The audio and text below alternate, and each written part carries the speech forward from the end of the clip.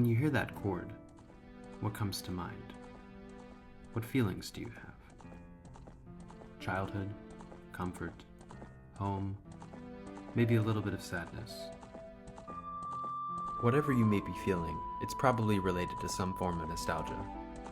Nostalgia is a strange concept, something we all experience, probably rooted in a relatively brief period of time that ends up affecting us for the rest of our lives. So, why is Ocarina of Time nostalgic? Specifically, why is this title screen music nostalgic?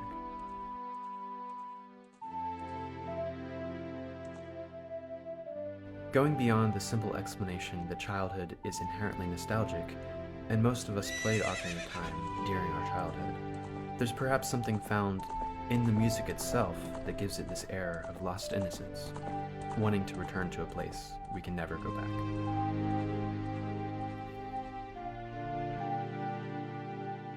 So in this video, I would like to take a brief analytical look at the harmony and melody of Ocarina of Time's title theme. To begin, the instrumentation is piano and ocarina with light string accompaniment. The tempo is slow, which gives it a relaxing, contemplative feel, and the time signature is in 4/4. Now, one of the most important features in this piece is the harmonic structure. For anyone less familiar with music terminology, harmony broadly refers to how multiple notes relate to each other. Typically, 3 or more notes make up a chord, and different types of chords are used in succession to create a chord progression. For example, C major consists of a root note, which is C, the third E, and the fifth G. Composers use chord progressions to create a sense of harmonic tension and resolution. In Ocarina of Time's case, this theme is in C major, with the first 2 chords being based on roots F and then C. The first note is F, and then the rest of the chord is played by quickly rolling the notes. Then we have C, and likewise the rest of the chord being rolled. Following this introduction, the same chords are then arpeggiated slowly, setting the stage for the first appearance of the melody. Longtime Zelda fans will probably know that this iconic melody is not original to Ocarina of Time. In fact, it first appeared in the original Legend of Zelda game on the NES, where you can play the same tune on the recorder. Koji Kondo also reused the same tune in Super Mario Bros. 3. Of course, both of these older games have a much more basic version of this theme, and Ocarina of Time does much to expand the melody to a greater degree. What you see on screen here is a transcription of the piano and ocarina parts together. If you are used to reading music, you might notice that the melody in the treble clef, which is this line, often sustains notes that are quite extended harmonically from the root chord. So what do I mean when I say harmonic extension? Harmonic extensions, especially in jazz, which Koji Kondo is heavily influenced by, are built upon thirds. Thirds are intervals, meaning the distance between 2 notes, and the interval of a third is 3 notes apart, starting from the first note.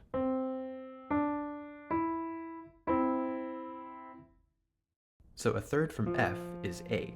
After that, C, then E, and so on and so forth.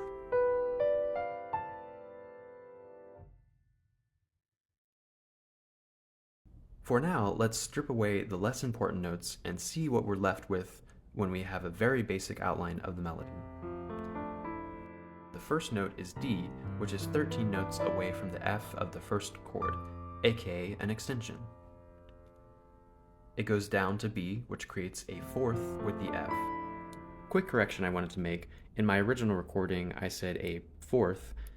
What I meant to say was an augmented fourth. Basically, if you take a perfect fourth from F to B flat and you raise that, the B flat, by 1/2 step to a B natural, that's what we have here, is an F to a B, creating a tritone. In online music theory circles, there has been kind of this great myth around the tritone that there was a medieval ban by the Catholic Church on the tritone.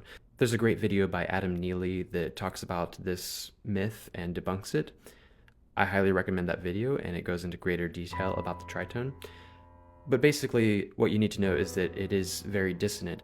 In fact, what I realized is that this interval is the primary interval used in Xant's theme from Twilight Princess.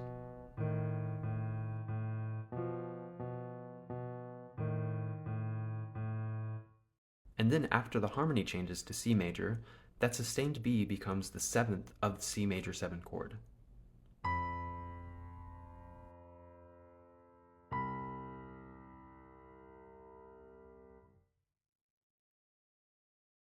What should be noted is that every note of the melody has some dissonance. You could also think of this as tension or rubbing of two notes against each other with the bass harmony. This creates the tension-resolution relationship I previously mentioned between the melody and harmony, and I think this specifically is what creates that longing feeling, a nostalgic feeling. Through the use of extended harmony and a sense of sustained tension and then release through the change of that harmony, we have a wonderful opening title screen for one of the greatest Zelda games ever. If you liked this video, please consider liking and subscribing for more Hylian music content. And if you have any ideas you would like to see me explore, leave those down in the comments section below. Thank you very much for watching.